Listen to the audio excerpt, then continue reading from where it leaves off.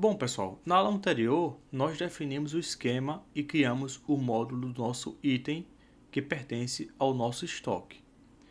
E nesta aula vou tentar fazer junto com vocês o controller e o service da nossa aplicação. Vai ser um CRUD de, se você tiver curiosidade de ter acesso à documentação, a documentação tem tudo que eu estou fazendo. E podemos ver aqui o seguinte, no módulo nós vamos importar os controllers e os providers, que são os services. Na aula anterior nós importamos aqui o esquema e o modelo do esquema. O service, ele ensina também como é feito o service, utilizando já toda a estrutura para o Mongoose. E vamos parar por aqui por enquanto. Eu vou abrir aqui outro terminal e vou deixar minha aplicação rodando deste terminal aqui. Perceba que não tem erro algum. Vale salientar que o nosso banco de dados já está rodando, ou seja, já está rodando via Docker. Se você perdeu essa parte, só voltar alguns vídeos. O link da playlist vai estar aqui na descrição, no primeiro link da descrição. E lá é ensinado como fazer esse banco de dados e subir utilizando o Docker. Ele já está rodando, a conexão que já está funcionando. Vou fechar aqui esse esquema, que não vamos utilizar por enquanto, e vou ficar aberto apenas o módulo. O módulo de quem? Do nosso item, porque cada entidade tem o seu módulo. Tem o módulo principal e tem os módulos que vamos criando, e os módulos criados ele tem que ser referenciado no módulo principal. Lembrando disso. E dentro desse item, vamos criar agora o arquivo de service e nós vamos também criar o arquivo de controller. Eu vou criar de forma automática porque facilita o nosso trabalho. Automaticamente vai ser gerado o arquivo aqui do service e automaticamente também o nosso item.módulo ele vai ser atualizado. Eu vou até deixar aqui para você ver ele sendo atualizado. Então, neste generator, o nome do arquivo S de service e o nome em si do arquivo que vai ser item. Automaticamente vai ser criado e ele vai aparecer aqui dentro. Apareceu o nosso service dentro do item. E perceba que aqui no meu item módulo ele atualizou. Ele criou aqui o providers e o provider ele recebe o item service. Além disso, eu vou criar também o controller. Então, nest gc item. O controller não é C, o controller é CO. Então, vou colocar aqui CO item. Perceba que apareceu também o controller aqui e atualizou no meu item módulo o nosso controller recebendo o item controller. Feito isso, eu vou até fechar aqui o item.módulo e também vou fechar o meu app.módulo por enquanto. Vou minimizar aqui o meu terminal. Na verdade, eu vou fechar esse terminal que eu criei as coisas. Vou deixar apenas aberto esse e de forma aqui bem simplificada para que não atrapalhe a visualização do nosso código. Vou apagar esses arquivos de teste que não vamos utilizar, este e este. E vamos utilizar aqui o controller e vamos utilizar o service. O controle é onde temos a rota em si. Eu tenho aqui controle item. E tudo que bater nessa rota item, eu vou trabalhar aqui dentro. E caso eu precise realizar alguma operação, alguma regra de negócio, eu chamo uma função que está prevista aqui no meu service. Vai ficar mais claro na medida que formos trabalhando. O primeiro item do CRUD é o created. Então vamos fazer o nosso created. E vamos começar no controle, porque o fluxo é esse. Chega no controle e do controle vem no service e o service ele retorna algo para a solicitação. Dentro do meu controller eu vou utilizar o que, né?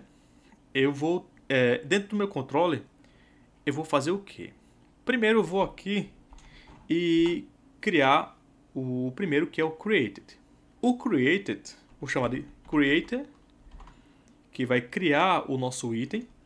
Como é que vem esses dados do creator? Esses dados ele vem na requisição via post, e essa requisição tem um corpo, um body.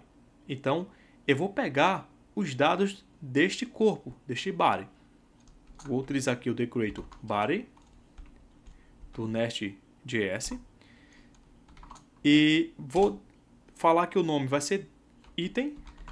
Eu vou colocar como data, bem genérico, mas fica aí à vontade para utilizar o nome que você quiser. Eu vou colocar como item. E esse data, ele vai ser de um tipo, né? A gente tem que estar trabalhando com TypeScript, então precisa tipar este data. Como é a estrutura deste item? Já temos a estrutura desse item definida no nosso esquema. Por isso, eu vou dizer que o nosso data ele é do tipo item. Mas eu vou colocar como item. E como estamos trabalhando aqui com a função, temos que ter o corpo da função para ficar de forma correta. Essa função ela vai receber que tipo de método HTTP, né? Quando for solicitado a criação de um item, ele é solicitado via post. E o post ele vai bater nessa rota item e vai localizar essa função que vai executar algo. Então, eu vou decorar esta função como sendo post, porque eu quero que o post seja direcionado para essa função específica. Porque quando eu criar uma função aqui embaixo, find all, ou seja, retorne todos os itens, não vai ser post, vai ser outro tipo de método HTTP como o get. Mas vamos deixar isso para depois. E essa função ela recebeu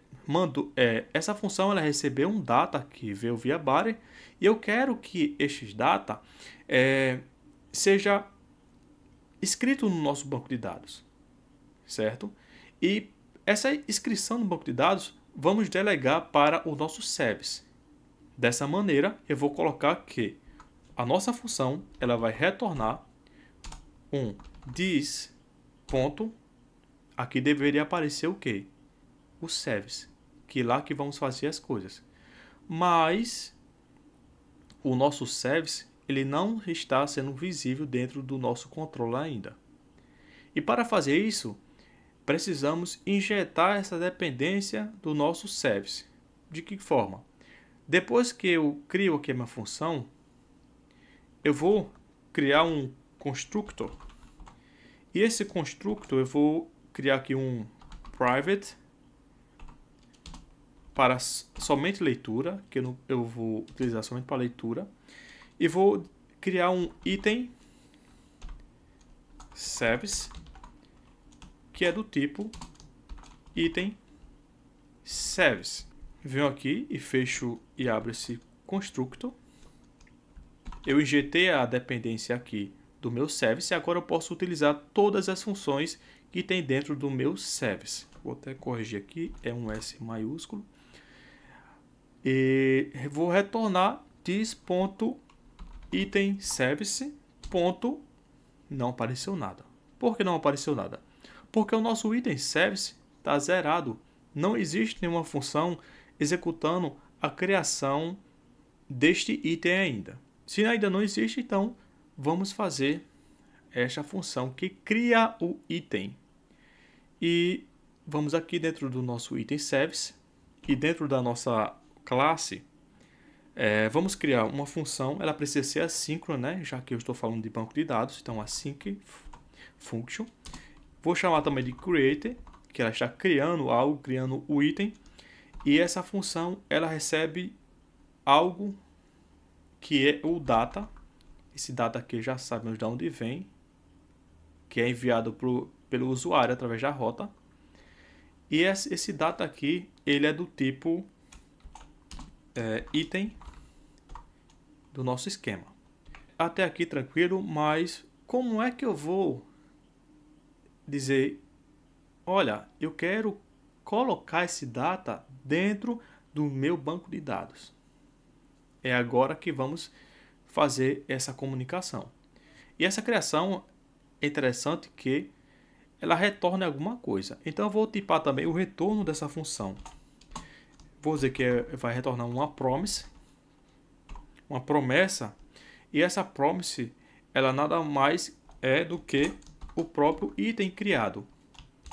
O creator vai receber um data, vai executar aqui embaixo a criação deste item, e eu quero, para ter certeza, que me retorne este item criado. E vamos criar o item aqui. Const novo item, new item, vai receber um new this ponto, quem eu chamo aqui. Eu vou criar aonde? Eu vou criar no banco de dados. Da mesma forma que fizemos no controller, injetando a dependência do item service, por consequência, podemos utilizar ele aqui, vamos ter que injetar a dependência aqui do nosso modelo, do nosso esquema que foi criado na aula anterior. Com essa dependência, eu posso utilizar as funções previstas no Mongoose e fazer a criação do nosso banco de dados do nosso item. Depois do início da nossa classe, vamos chamar novamente o constructor para injetar essa dependência. E esse constructor, eu vou, como o nome já está dizendo, eu vou injetar um modelo. Já tenho um decorator para isso, que é o injectable model. Vou injetar o modelo do Mongoose. E quem é esse modelo? É o modelo que a gente criou, que nada mais é que o item, só que é o item.name.